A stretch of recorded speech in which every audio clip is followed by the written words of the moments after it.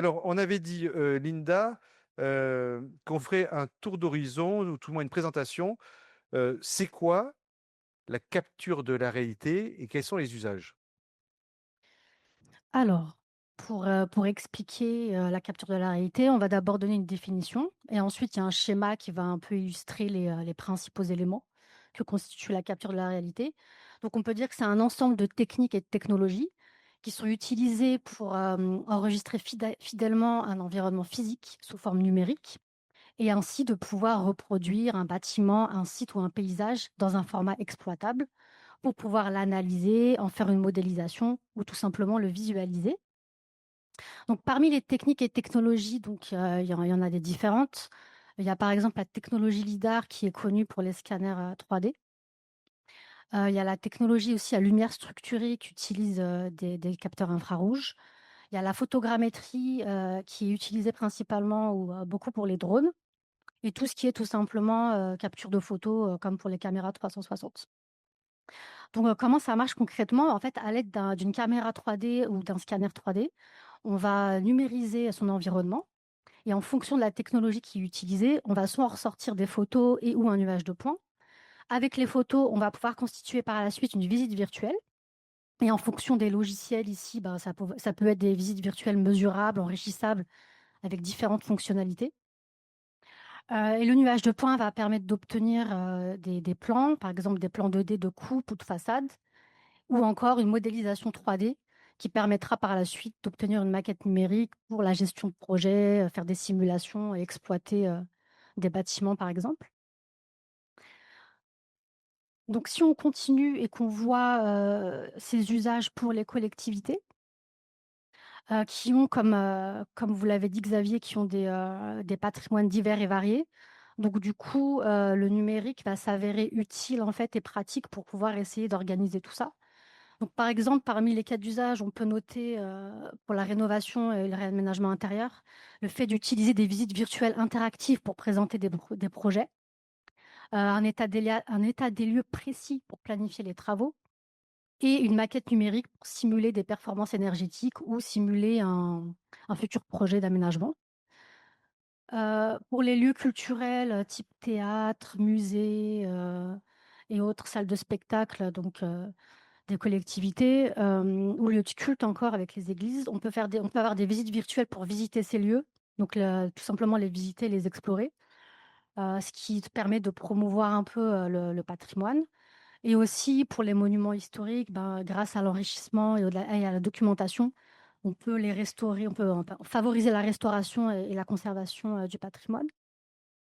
Donc pour tout ce qui est, lieux publics, les écoles, les parkings, les espaces urbains, les infrastructures de recharge pour véhicules électriques.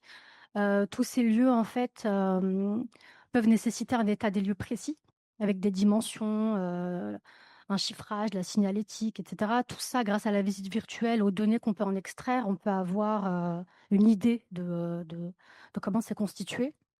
Bien évidemment, tout ça, c'est partageable.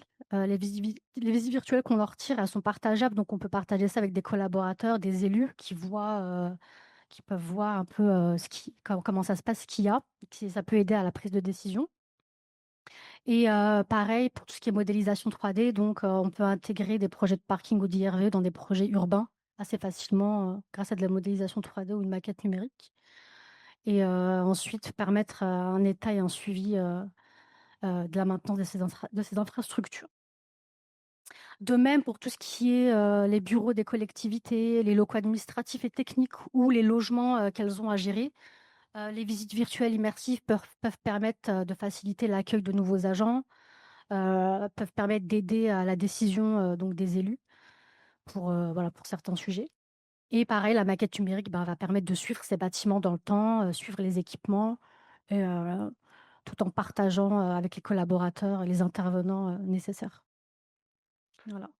Alors aujourd'hui, là, peut-être on regarde la solution, vous voulez qu'on regarde la diapo sur la solution Matterport, comment on fait la capture, Alors, en fait, la Matterport, aujourd'hui, est précurseur dans tout ce qui est, visite virtuelle 3D immersive avec des livrables type plans, nuages de points pour faire les modélisations, et cetera. C'est une des solutions, hein, Évidemment, ouais. évidemment, c'est une des solu on présente celle-là parce que celle-là, ils ont été assez précurseurs dessus, et du coup, aujourd'hui, il y a des utilisateurs qui utilisent ça, à défaut d'utiliser d'autres, mais évidemment, il y en a d'autres, dont on pourra parler plus tard, Ouais.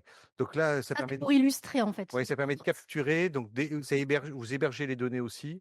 Oui, tout à fait. En fait, Matterport, donc on capture avec un outil avec un scanner. On l'a d'ailleurs le scanner, hein. Là peut-être on va pouvoir montrer là parce qu'on s'était dit, Si on peut ne bougez pas, ah pardon. là voilà, on va le gérer nous avec la caméra. L'avantage c'est que la caméra se déplace. Donc voilà, on a le petit scanner, on vous voit à Voilà, côté. un scanner. Heu, Donc c'est la Matterport Pro 3 ici. voilà. Du coup, ce scanner, donc on va capturer son environnement avec. Ensuite, on va pouvoir charger depuis la tablette et l'application Matterport, on va le charger vers la plateforme cloud. Et depuis la plateforme cloud, c'est là qu'on va pouvoir visualiser ce qui a été scanné. Il faut savoir qu'il y a un traitement automatique qui va s'opérer grâce à l'intelligence artificielle de Matterport et qu'on va pouvoir récupérer en fait un modèle, enfin une visite virtuelle 3D, un modèle 3D immersif grâce au travail de l'IA qui va transformer les données capturées en un modèle 3D immersif. Du coup, qu'on retrouve ensuite sur la plateforme et ensuite on va en extraire des données. Comme ici, voilà, on voit la visite virtuelle, on voit qu'on peut faire des prises de code, des mesures, différentes notes et descriptifs de différents éléments. Et aussi en un clic, on peut démeubler les lieux si nécessaire pour se projeter plus clairement et Démeubler, alors pour faire comprendre, démeubler, c'est-à-dire que je peux décider d'enlever les meubles comme ça, d'un clic. d'un clic, et donc parce que finalement il va rétablir la continuité des murs, la continuité Oui, des éléments, hein? oui, c'est ça. C'est aussi simple que ça. Donc en un clic, on peut démeubler un lieu et le retrouver vide, et le remeubler, si on veut, par la suite. Et à côté de ça, on peut avoir des livrables type plan 2D, des nuages de points, une maquette numérique, donc on vient récupérer pour documenter et travailler ensuite, en 3D ou en 2D notre lieu, notre bâtiment. Donc il reste juste un élément, voilà, et donc pour faire simple, donc c'est 2 outils qui permettent de faire ça, donc c'est la Pro 2 et la Pro 3. Donc la Pro 2, elle fonctionne avec 3 capteurs infrarouges et 3 capteurs photo. Donc c'est principalement la technologie à lumière structurée qui est utilisée ici et du coup, elle est plutôt adaptée pour l'intérieur. Cette technologie est appropriée pour l'intérieur et la Pro 3, donc qui dispose d'un capteur lidar et d'un capteur photo, elle peut faire intérieur et extérieur. Alors Donc lidar, ça veut dire quoi? C'est c'est en anglais, il me semble que c'est light, c'est quoi? C'est l'infrarouge ou non, c'est c'est du laser, laser? C'est c'est laser. laser. Ah oui, donc là on a une L'acronyme technologie, anglais, c'est en laser, ouais. donc on a une technologie côté, infrarouge et une autre qui est une technologie plutôt laser, hein? Tout à fait, c'est ça, Voilà. technologie laser et du coup, bon, voilà, ça permet, une certaine précision, et ça permet aussi de faire l'extérieur sans problème, ce que les capteurs infrarouges ne permettent pas, pour l'extérieur. On voulait effectivement, heu, c'est des technologies, qui évoluent extrêmement rapidement. Voilà, vous montriez tout à l'heure, c'était des serveurs. J'imagine qu'il faut il Exactement. faut des serveurs pour faire tourner tous ces logiciels.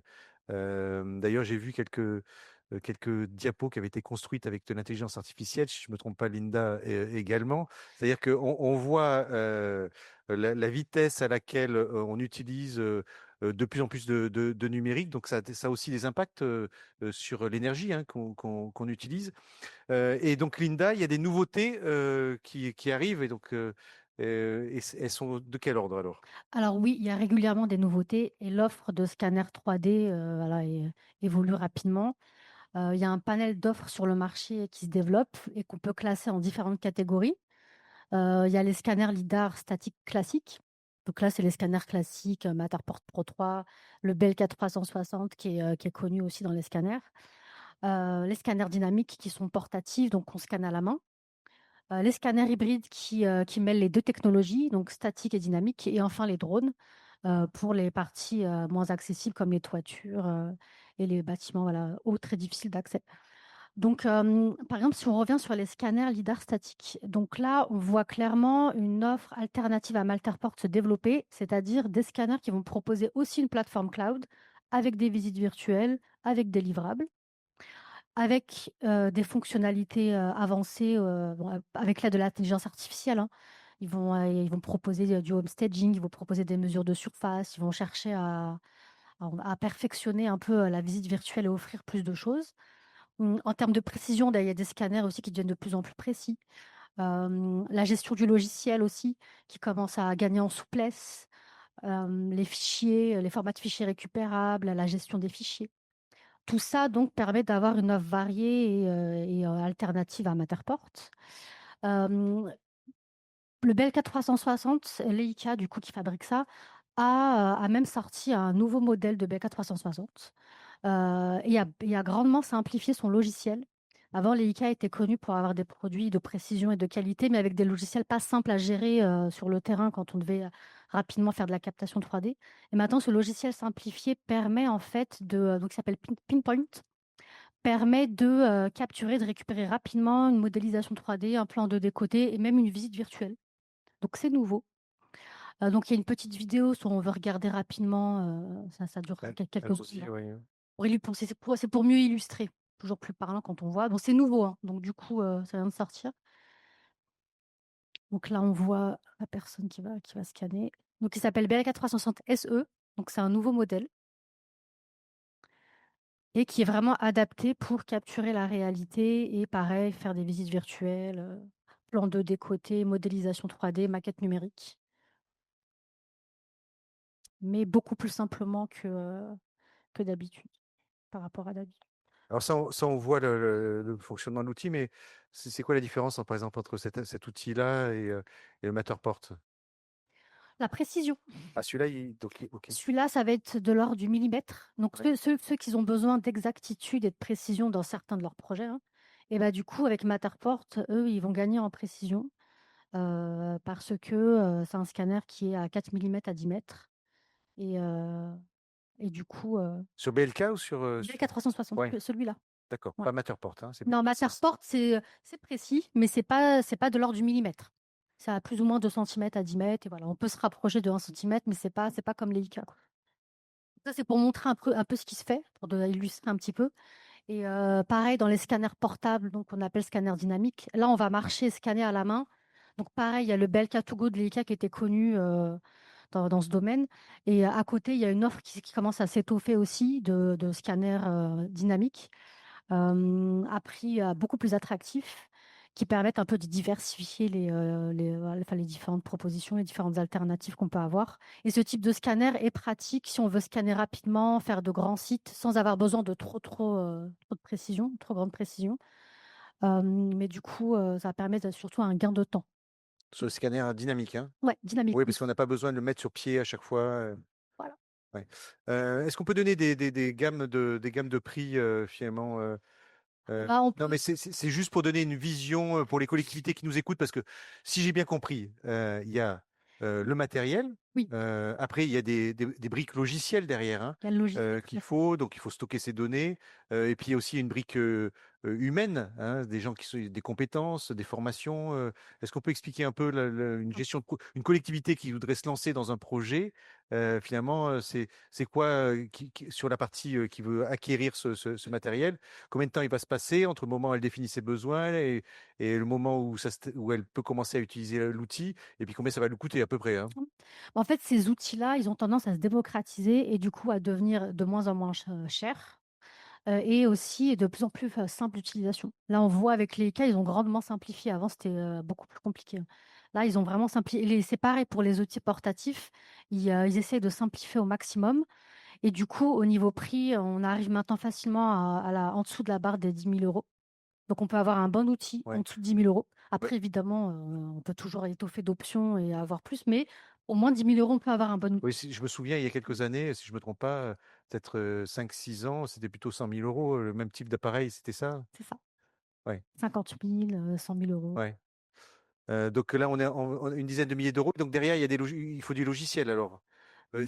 Il y a plusieurs modèles. Alors, si j'ai bien compris, il y a des modèles avec des clouds, des modèles, donc j'imagine on paye un abonnement, et puis des modèles qui sont ouverts, ou des modèles comme vous, Quarto, là, vous avez d'autres fonctionnalités et une solution logicielle aussi derrière. Alors oui, je laisserai après Fabrice s'exprimait sur le logiciel Quarto, mais sur les logiciels type, Matterport ou les alternatives, oui, il y a des plateformes cloud qui existent où on peut héberger directement sur une plateforme cloud. Les nouvelles alternatives proposent aussi des logiciels où on peut récupérer, les visites virtuelles et récupérer aussi, tous les fichiers et il y a aussi, voilà, enfin, des logiciels perpétuels qui existent où on achète carrément le logiciel une fois pour toutes, des logiciels en abonnement annuel. En fait, c'est assez flexible là-dessus. Il y a différents types de formules qui existent et c'est au choix en fait c'est au choix du client, quoi. Ouais. C'est au choix de l'utilisateur. Ouais, on va avoir du mal à avoir un tarif. Euh, Tarif, un coût, ça coûte combien un abonnement logiciel? Je sais pas, ce Matterport, un coût de base ah mais pour c'est utiliser. bien sûr. Non, je parle pas de l'outil, je parle la partie logicielle. Le Matterport, par exemple, un abonnement annuel, classique professionnel pour 20 espaces, c'est 600 € par an. C'est ça. Voilà, Pour 20 espaces, c'est voilà, ça? 20 espaces. Voilà. Donc ça donne une idée à une collectivité, voilà, qui voudrait commencer à scanner quelques bâtiments. Elle a une vingtaine d'espaces, ça va lui coûter 600 euros. C'est ça. Et pour les autres outils, ça va être d'autres prix, d'autres façons de fonctionner au niveau du logiciel. Après, c'est vraiment en fonction des besoins Bien sûr. de ce que cherche la Bon, collectivité.